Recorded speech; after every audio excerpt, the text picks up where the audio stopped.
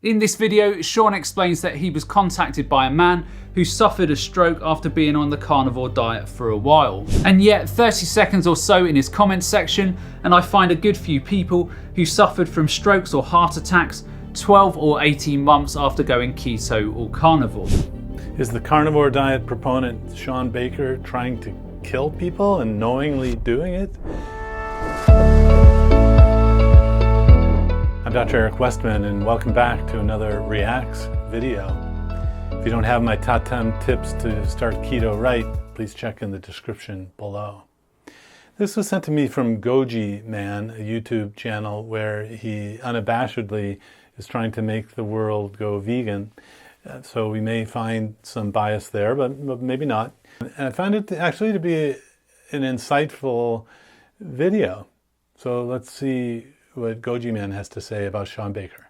2 months ago, Shawn Baker made a video titled "Goes Carnivore, Has a Stroke." In this video, Shawn explains that he was contacted by a man who suffered a stroke after being on the carnivore diet for a while. Obviously, Shawn tried to play down the situation by saying that many people suffer strokes each year. Now, he is absolutely correct that many people suffer strokes each year, but these people who suffer strokes and heart attacks are often on very poor diets and leading very poor lifestyles. They are not following the carnivore diet, the miraculous diet that is supposed to cure everything from autoimmune disease and IBS. Now, I never watched Shawn Baker videos, but his title captured my curiosity, so I click play, and after a couple of minutes of waffle, he said this. So I would expect if a carnivore diet was causative for strokes, then I'd see about 250 people would tell me they've had strokes, and that would be just to be the baseline.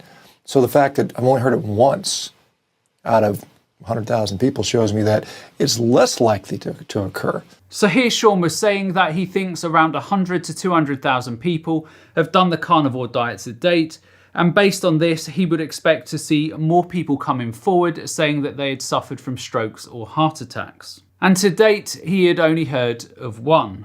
Well, so this is a great statistical issue, using the internet for information gathering in general. You never know the denominator.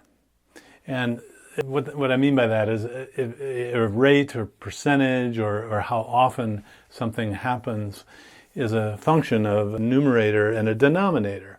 How many people were exposed, how many people get the problem. So if it's 1 in 100, like let's say someone dies at a rate of 1 in 100, that's 1 in 100. If you see one person having a stroke from a carnivore diet, we'll get into the definition of what it is and whether that's accurate, and you want to use that information from the internet, from, you know, it's unverified, if you will.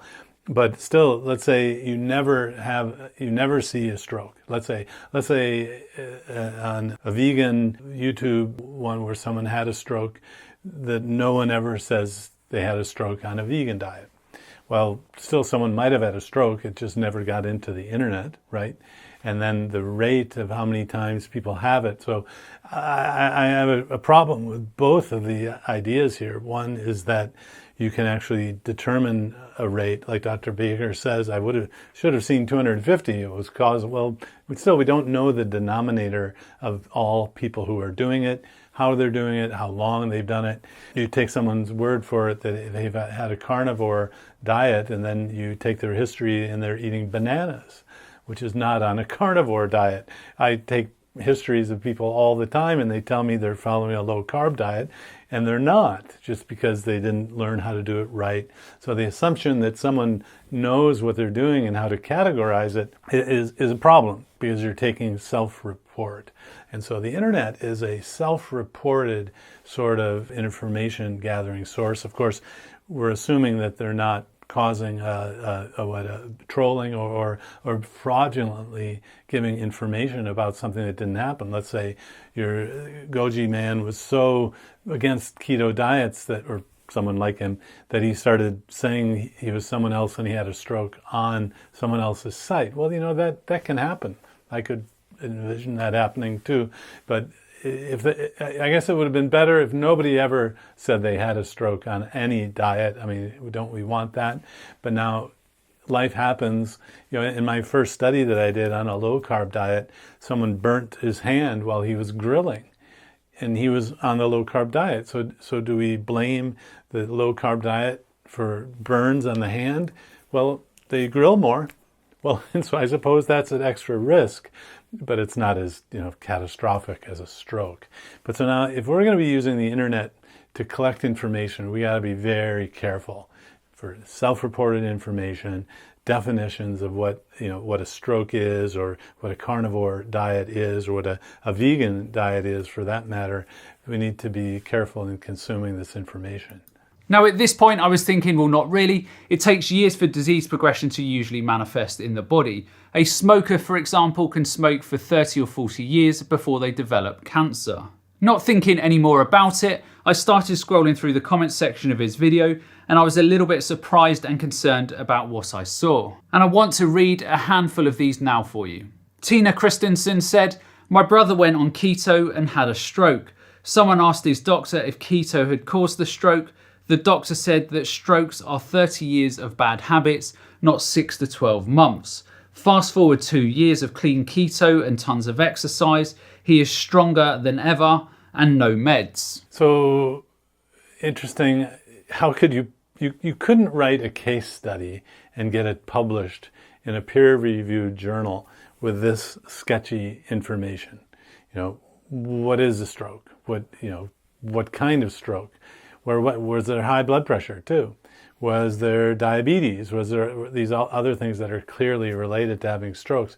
So, and yet this person was reassured by the doctor that it wasn't the diet, and that continued the diet, and then has been apparently healthy since then. So how do you use that as a negative or positive thing? I don't know that I can really make sense of that. We will come back to some of these points shortly, but just keep in the back of your head, went on keto for 6 months and had a stroke. Doug H said, "I suffered an ischemic stroke in April, 18 months after starting keto. My son and wife said it was obviously what caused it, because that was my most recent significant lifestyle change." So there is a classic fallacy called propter hoc ergo, oh my goodness. There's a classic fallacy, after the fact, therefore because of the fact, that because the timing is such, it had to be from it. Well, this was the classic example of the natives saw the eclipse of the sun, and the sky went dark. And so someone said, "Get out the drums." And so the natives beat the drums, and the sky lightened up and the eclipse was gone. And so the drums clearly fixed the eclipse. So every time the solar eclipse happened, they brought out the drums and the eclipse went away. It was clearly because of beating the drums. So that's the after the fact, therefore because of the fact fallacy that you need to be careful of, that you went on the diet, therefore it's from the diet. Well, it could be, or it might not be. Another study that I did, there was someone who had a car accident, but they weren't on the keto diet. They were on the low-fat diet. So did the low-fat diet cause the car accident, or so part of it's also how trigger happy you are to believe that something's true. Goji Man's response to that first anecdote was, just remember, after 6 months of the carnivore diet, I had a stroke. And then they rationalize that it wasn't from the diet. But this is a problem when you're trying to blame or develop and prove causation, that you have to have, in the research world, you have to have some kind of control group or some way to repeat this with and without the factor to know whether it's related to the factor itself. The road to my stroke was paved years ago when I was a carbaholic. I could and did on occasion eat a dozen donuts in a 3-hour window. I'd bake a 10-inch 2-layer frosted cake and then proceed to eat half of it. But both the speed, 3 weeks, and completeness, 100%, of my recovery stunned my MD and PT staff. I credit that to low carb. When I said I did keto, the hospital provided a keto tweak meal menu, which was very nice. I have since gone 98% carnivore, of course. So here we see again, goes keto, has a stroke. Well, but then these people didn't stop doing it. Interesting, because if you're the individual who's having to make that decision, if you've seen so many things get better, it's harder for you to embrace the idea that the diet or whatever you did made something worse. It's easier for someone in the armchair quarterback position to, call out, are these people crazy? Or, it might even, are they in some sort of cult where they don't even see what's in front of them? No, I think the fallacy of after the fact, therefore because of the fact, is at play here, perhaps. MJ Delaney said, 2.5 years into my carnivore diet, I had a heart attack and a quadruple bypass surgery. Everyone blamed my diet and said, we told you it ain't a healthy diet. I'm 62, 2.5 years of carnivore diets is responsible, ? Yeah, 58 years of crappy sad diet had nothing to do with it, ? Never mind, I lost weight, reversed my type 2, eliminated annual gout episodes, all but diminish my joint pains, etc. Well, so that's interesting. The person had bypass surgery but then continued on the diet. I've seen people feel so much better after losing weight, reversing medical issues, that they started doing more activity. Unearthed disease that was already there, but it never mattered because they weren't doing the activity. So it's possible that because you're feeling so much better, there's no progression of the arterial disease, the narrowing. It's just that your activity now has improved so much that you're asking your heart to do more, and it's not able to get the blood flow that it needs. And again, not knowing about diabetes and blood pressure and smoking and all these other factors that have to play into stroke and heart disease, it's hard to comment on these individually. Stacey B said, I had a major stroke while carnivore on May the 4th, 2020. I just lost my dad on Memorial Day to a heart-related issue, and he was also carnivore and doing really well. He was a big fan of your channel. I don't blame the carnivore diet for my stroke or the loss of my dad. We had years of plant-based bullshit previous to that. He was a guinea pig for Lipitor back in the late 80s too. I don't think that I would have healed this well from the stroke if it wasn't for carnivore.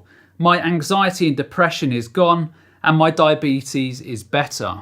Trigs are down from 330 to 130. I'm still obese sadly even after 2+ years later, but I'm healing and that's what matters. Kathy Finisgard said, my husband had a stroke about a year into a carnivore diet. However, he was 69 and his diet for the first 68 years was the SAD. It probably won't be his last stroke as he's back to eating the same crap food he ate before. I highly doubt it was the carnivore food that triggered it, but it did happen after starting carnivore. So now you've heard of two. Karen C said, my husband went carnivore, lost a ton of weight, never looked better, and had a massive stroke. He's been in hospital for 6 months now. Paralysed all down his right side, wheelchair bound, can't walk and barely talks. Won't work ever again, totally dependent on others. His life as he knew it is over. Daniel Abeso said, carnivore diet almost killed me as well. Been having major heart and stroke symptoms for the last 2 years. I'm 38. Meat and fruit is the best diet. Carbs are essential. Paul Saladino is the man. Marcin MD1 said, I had a stroke January 2022. Happy to discuss with you. Kathy Coe said, I had a heart attack after doing keto carnivore for a few years. The cards were already stacked against me since I am a homozygous ApoE4. Now these were just a couple of the accounts that were telling Shawn about their issues, and there were a fair few more. So it seems bizarre that Shawn says that he's only heard of a couple of people in the carnivore community suffering from a stroke. Well, but I thought these were in response to the video. I didn't understand that. So I wish, Goji Man, that you had shown me or told me how many comments there were. I mean, so if there were 10,000 comments and there were these, you're starting to get a denominator to that numerator. So of course, the ideal situation would be that nobody responded saying they had a problem, right? That's the ideal. Of course, even in the ideal world, things happen, and it's going to be messy because the internet doesn't tell you the denominator, and it doesn't give you a comparative group. And so when you start getting into disease processes that are complicated, you really can't tease out causation unless you have randomization. It's a bias-reducing procedure. It's not perfect, but it gives you a clearer picture that these two groups are very similar, even in ways you don't measure. But it's going to be tough to know if this is more, like Dr. Baker said at the beginning, if it's less than I would have expected or more than I would have expected. Obviously, you would have liked to have 0, but now you're getting into what were the definitions for all these different things. We're taking the self-report, and I'm trusting Goji Man that he's actually taking these comments from that. I don't think he would make those things up. But you can see that it's kind of messy, and the idea that this would persuade me to go veer from something that had made me so much better in so many different ways, I don't think it would. And if you're worried about this being a reason to not cut carbs out, this is still exceedingly rare. I mean, so you could get the internet to connect two people on other sides of the earth for a disease that happens in 1 in 50 million or 1 in a billion, and then suddenly you think it's common. So this is one of the problems with doing internet research, and we've done some research using surveys of Facebook groups, for example, that's a little more closed, and also that you've followed people for a while. In fact, one study we had validation from the doctor's office that what the person in the survey of the Facebook group said, even to the level of validation of the laboratory test. That was a type 1 diabetes paper for the Facebook group Type 1 Grit, and it was actually published in the journal Pediatrics with that doctor validation. So this is interesting. I'm curious, but there's so many problems so far with making a conclusion. And yet 30 seconds or so in his comments section, and I find a good few people who suffered from strokes or heart attacks 12 or 18 months after going keto or carnivore. Now, is this cause and effect? Absolutely not. But my question to Shawn Baker is, surely if the carnivore diet is so healthy and it gets rid of all problems from IBS, autoimmune diseases, depression, arthritis, etc., as he claims, which are all inflammation-driven diseases, then why would people on a keto or carnivore diet for 6, 12 or 18 months then suffer heart attacks or stroke? Well, one reason is they're feeling so much better that they're doing more activity and stressing the blood flow to that certain area. So Goji Man, in a clinical setting, as a doctor who treats people, recently I had someone who had such bad knee problems that he couldn't really walk or do any activity. So as he loses weight, he's going to actually be doing more activity, and it may draw out a problem that was latent, we say, that was there, but it wasn't causing a clinical problem. So actually there are other reasons why it may not be the diet itself, and it's that fallacy of after the diet, therefore because of the diet. Surely if the carnivore diet fixes all of these other problems, then it should fix potential heart attack or stroke victims. So now, okay, he's doing this for effect, and I don't think any diet fixes everything. I think he's using a bit of hyperbole, which I love. I like his style, but the idea that you can't have a problem, boy, I don't know if Mr. Goji Man, have you seen all the people that have trouble on vegan diets? I think you should look at some of our comments on our YouTube videos, and people say they did vegan and it was bad for them. They started cutting carbs and it did. So I think there are lots of healthy ways to do this, and in a clinical medical setting, there are many other reasons why the diet itself isn't implicated as a cause. If you are healing the body from IBS or joint issues, then by Shawn's own logic, this should be healing somebody's arteries at the same time. After all, inflammation is inflammation. Now, I have to say that that's, again, a stretch. I have not seen reversal of coronary disease. Send me a case. Send me your case if you have it, documentation, and a coronary calcium score is not sufficient. Even then, I haven't seen reversal of that with low carb or carnivore, and the internet has all of these rumors and all that. I need documentation. I will write it up as a case report, or better yet, if there are 5 or 10 of them, I would like that Goji Man for a vegan diet. If there are case studies, real time today, not past studies, not Dr. Ornish's study decades ago, it's real time now of reversal of these processes. Those need to be case studies. And no one's publishing those because it's a process that's hard to stop. And even if you do stop it, it's hard to reverse. And even the clinical trials that are done that show reversal, it's a very small amount that probably wouldn't be shown. I want to be able to eyeball the change. It can't be so small that you can't see any kind of improvement. It has to be large improvement. But I think a lot of what Goji Man's reacting to is the murky messiness of the clinical reality. Dr. Baker, myself, other keto doctors are in the clinic treating people who are sick, and they'll have sick issues, I'm afraid. Yes, my patients die, even if they're on a low-carb keto diet for a long period of time, or they're not doing it perfectly, or because we don't reverse death. Now, I'm being slightly facetious here, and there are many variables that drive a person's risk factors for having a heart attack or a stroke. But what concerns me more than anything about his video and his comment section is that even when people in that community are sharing their experiences with him about having heart attacks and strokes, he hasn't even got the brass neck to acknowledge what those people are saying. Well, I'm still kind of confused. He did the video before the comments came down. So I don't know, Goji Man, you're not giving him a chance.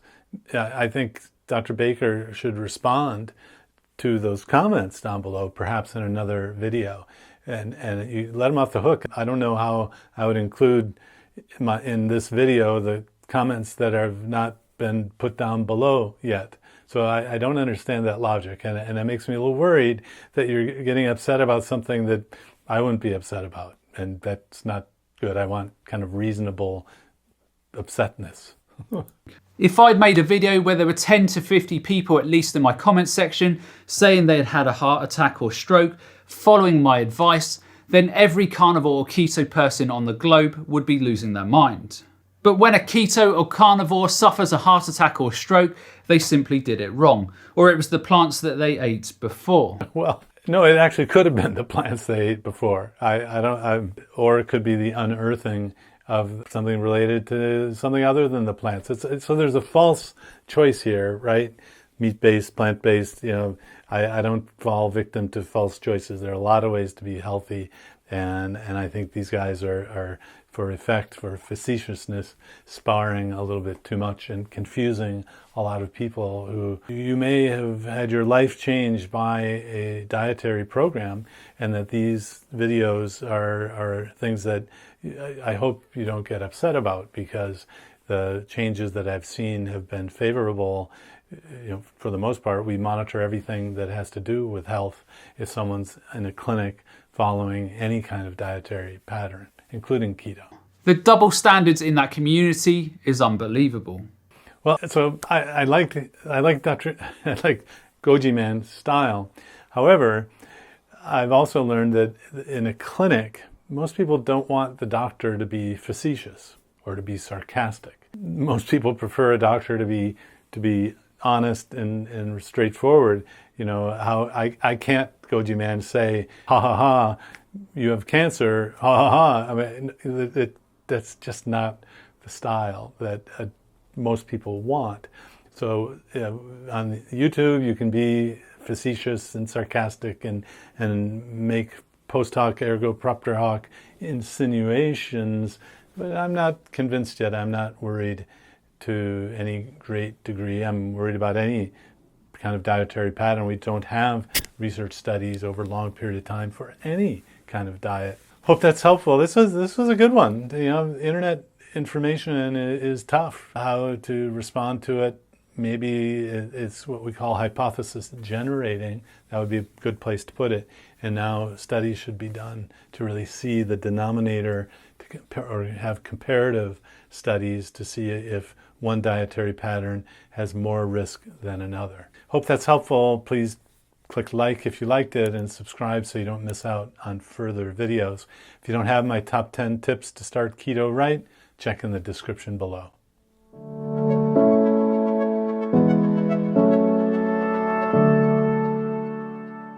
If you enjoyed this video, be sure to like, subscribe, and hit the notification bell, and check out adaptyourlifeacademy.com.